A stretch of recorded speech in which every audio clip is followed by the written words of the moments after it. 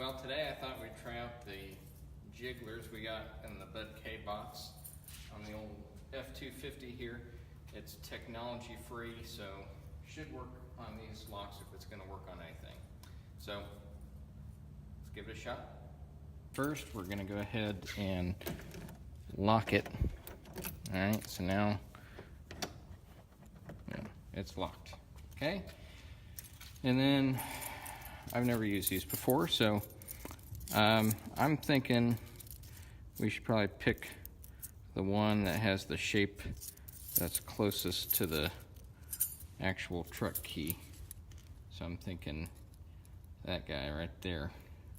So I think we just have to basically stick it in there, do some rocking.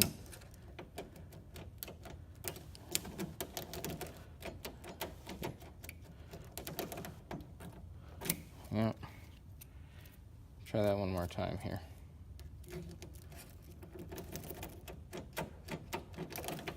Ah, and there she is.